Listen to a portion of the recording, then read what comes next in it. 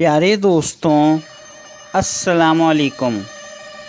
मेरा नाम तारिक नसीर है और इस वक्त आप मुलाहिज़ा फरमा रहे हैं मेरी तहरीर करदा नई किताब ब्रॉयलर मुर्गी की मुर्गबानी।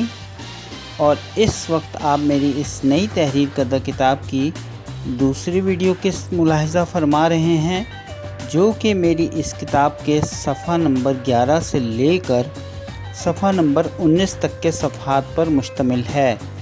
तो आइए दोस्तों, अब हम अपनी इस नई किताब की दूसरी वीडियो किस्त का आगाज़ करते हैं। बिस्मिल्लाहिर्रहमानिर्रहीम। ब्रूडिंग का ये अमल 14 रोज़ तक जारी रखा जाता है और इस दौरान इन ब्रॉयलर चूज़ों को कुदरती दर्जा हरारत से मुताबिकत पैदा करने के लिए 8वें रोज़ तक दिन के औकात में आहिस्ता आहिस्ता करके इनके ब्रूडिंग करने के आलात कम किए जाते हैं, ताकि रात के वक्त मौसम में खुनकी पैदा होने के ख़दशे के पेश नज़र इन्हें दोबारा से ब्रूडिंग की सहूलियात मामूल के मुताबिक दोबारा से फराहम कर दी जाती हैं।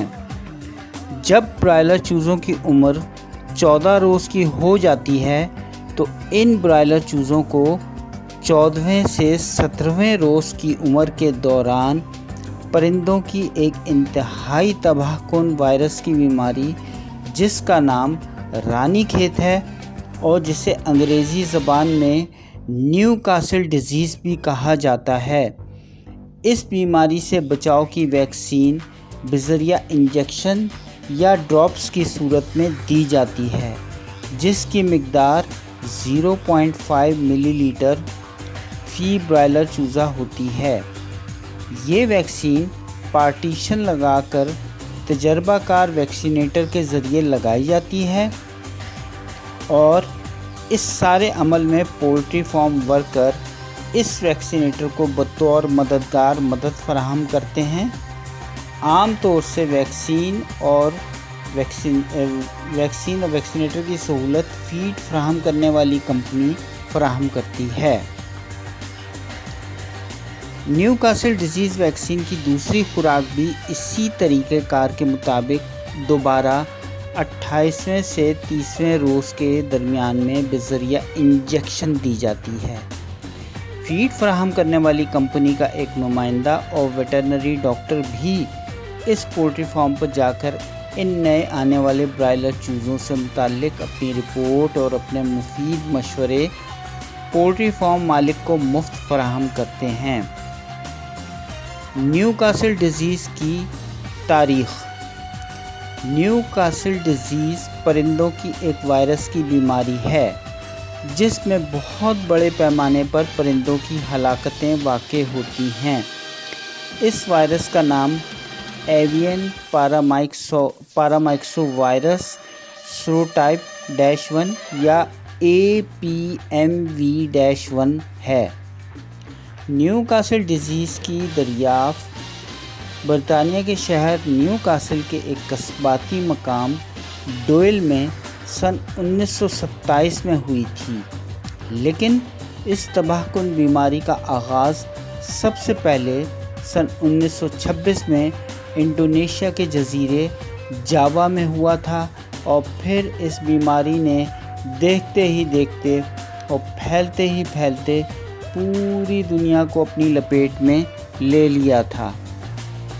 न्यूकासल डिज़ीज़ सबसे पहले कमज़ोर और पहले से बीमार परिंदों पर हमलावर होती है। इस बीमारी में आम तौर पर परिंदों की गर्दन ऊपर की सिमत मुड़ जाती है और उनके संग दाने में सोजिश पैदा हो जाती है, जिससे उनके संग दाने में पीप भर जाती है और वो कुछ भी खाने पीने के काबिल नहीं रहते और फ़ौरन मर जाते हैं। Hydropericardium syndrome. हाइड्रोपेरिकार्डियम सिंड्रोम परिंदों की एक और जानलेवा बीमारी है, जिससे बड़े पैमाने पर हलाकतें होती हैं। इस बीमारी का आगाज़ पाकिस्तान के शहर कराची के एक कस्बाती علاقے جہاں پر پولٹری فارمنگ کی جاتی ہے، جس کا نام انگارا گوٹ ہے، سے سن 1987 میں یعنی 1987 میں ہوا تھا۔ اس بیماری کے وائرس کا نام فاؤل ایڈینو وائرس سیروٹائپ 4 یعنی FAV4 ہے۔ ہائیڈروپیریکارڈیم سنڈروم عام طور سے جوان اور توانا پرندوں پر تیزی سے حملہ آور ہونے والی بیماری ہے۔ اس بیماری سے متاثرہ پرندے کی دل کی اوپری باریک جھلی، جسے پیریکارڈیم کہتے ہیں، میں پانی بھر جاتا ہے، جس کی وجہ سے پرندے کا دل اس پانی کے وزن سے کام کرنا چھوڑ دیتا ہے اور اس پرندے کی فوری ہلاکت ہو جاتی ہے۔ ہائیڈروپیریکارڈیم سنڈروم کی بیماری کی ویکسین بھی دستیاب ہے، اور یہ ویکسین عموماً 21ویں سے 23ویں روز کے درمیان نیو کاسل ڈیزیز ویکسین کے دیے گئے طبی اصولوں اور اس کتاب کے اوپری صفحات میں بتائے ہوئے طریقہ کار کے مطابق نیو کاسل ڈیزیز ویکسین کے طریقہ کار کے مطابق بذریعہ انجیکشن دی جاتی ہے۔ برائلر مرغی کی بیماریاں، علاج، ادویات اور فلشنگ کا عمل۔ برائلر چوزوں کے فلاک کی پرورش کے دوران ان برائلر چوزوں کو دائمی سانس کی بیماری ہونے کا امکان بھی رہتا ہے۔ یہ بیماری عام طور پر سردیوں کے موسم میں زیادہ حملہ آور ہوتی ہے۔ اس بیماری کو انگریزی زبان میں کرونک ریسپیریٹری ڈیزیز کہا جاتا ہے، جسے طبی سائنس کی اصطلاح میں CRD بھی کہتے ہیں۔ اس بیماری کی آمد سے قبل ان برائلر چوزوں کو علاج سے قبل از وقت متعدد دوائیں پہلے سے ہی دینی شروع کر دی جاتی ہیں، تاکہ ان برائلر چوزوں پر یہ بیماری حملہ آور نہ ہو سکے۔ اس کے علاوہ جگر اور آنتوں کی سوزش، پیچش اور قبض جیسی عام بیماریوں سے بچانے کے لیے مختلف اقسام کی دوائیں ادویات بھی وقتاً فوقتاً دی جاتی ہیں۔ کیونکہ ان برائلر چوزوں میں سے کسی ایک برائلر چوزے کو بھی کوئی بیماری لگ جائے تو پھر وہ بیماری آہستہ آہستہ کر کے پورے فلاک میں پھیل جاتی ہے۔ یہ تمام دوائیں عموماً وہی ہوتی ہیں جو ہم انسان اپنی انہی بیماریوں کے علاج کے لیے استعمال کرتے ہیں، بس فرق صرف اتنا سا ہوتا ہے کہ ان دواؤں کی پوٹینسی ذرا مختلف ہوتی ہے، جو کہ آپ اپنے ویٹرنری ڈاکٹر کے مشورے سے ان برائلر چوزوں کو پانی میں ملا کر دیتے ہیں، جو ڈرنکر کے اوور ہیڈ ٹینک میں ملا کر ان برائلر چوزوں کو دی جاتی ہیں۔ برائلر چوزوں کو آنتوں کی سوزش، پیچش اور قبض جیسی عام بیماریوں سے بچانے کے لیے عام طور سے گڑ سے ملے ہوئے میٹھے پانی سے ان کی آنتوں کی فلشنگ کروائی جاتی ہے، جس سے ان کی آنتوں کی بندش ختم ہو جاتی ہے اور ان کی آنتوں کی صفائی ہو جاتی ہے۔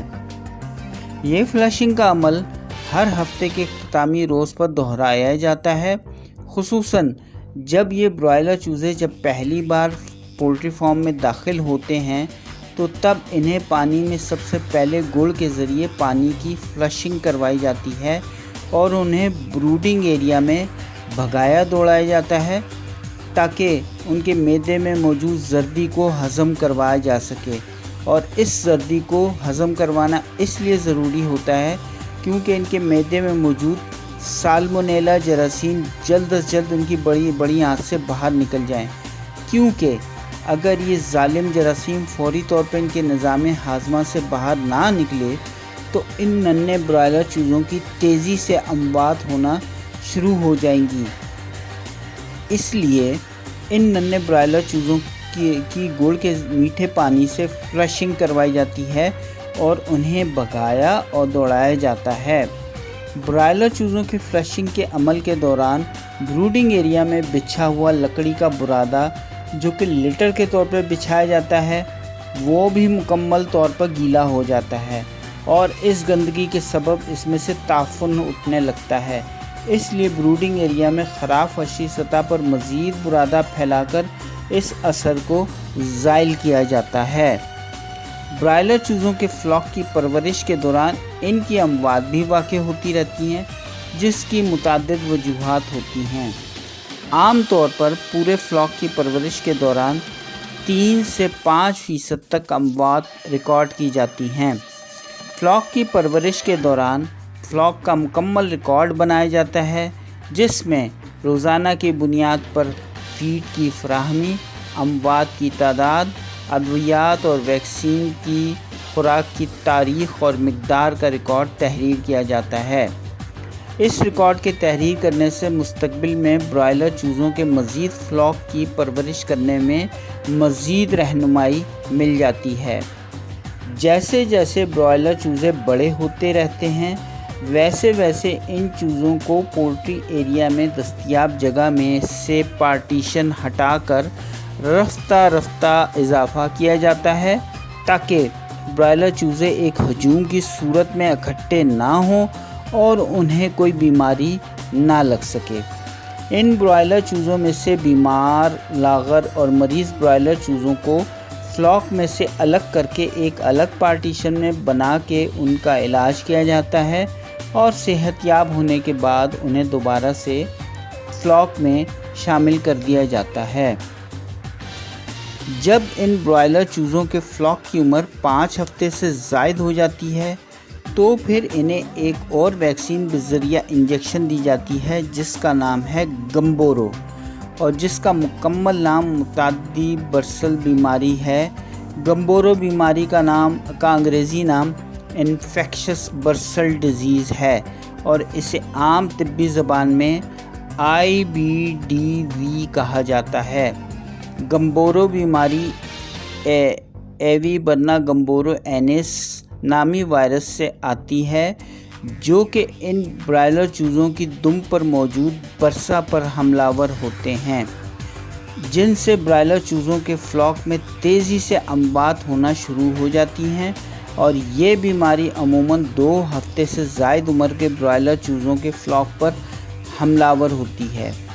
گمبورو بیماری کی ابتدا سن 1962 میں امریکی ریاست ڈیلاویئر کی سسیکس کاؤنٹی کے قصبے گمبورو میں ہوئی تھی، جہاں پر بڑی تعداد میں برائلر مرغیوں کی پولٹری فارمنگ کی جاتی ہے۔ اس دور میں گمبورو بیماری نے اس علاقے کے پولٹری فارموں پر بہت بڑی تباہی مچائی تھی۔ برائلر مرغی کے فلاک کی فروخت کی مدت: عام طور پر جب کسی برائلر مرغیوں کے پولٹری فارم پر برائلر مرغیوں کا اوسط وزن 1.5 کلو گرام ہو جائے تو وہ اس قابل ہو جاتی ہیں کہ انہیں مارکیٹ میں فروخت کے لیے پیش کر دیا جائے۔ ایک اندازے کے مطابق ایک صحت مند برائلر مرغیوں کے فارم پر اس فلاک کا یہ اوسط وزن تقریباً 6 ہفتے 4 دن سے لے کر 7 ہفتوں کے درمیان میں حاصل کیا جا سکتا ہے۔ پاکستان میں ان تیار برائلر مرغیوں کی فروخت کے لیے بہت سے کمیشن ایجنٹس ہوتے ہیں، جنہیں آڑتی بھی کہا جاتا ہے، اور وہ اپنی کمیشن کے عوض پولٹری فارمر کی تیار کردہ چکن پروڈکٹ کو بہتر انداز میں مارکیٹ میں متعارف کروا کر فروخت کے لیے پیش کرتے ہیں۔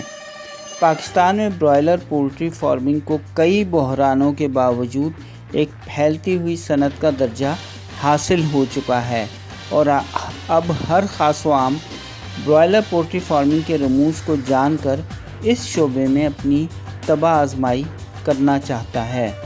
ختم شد۔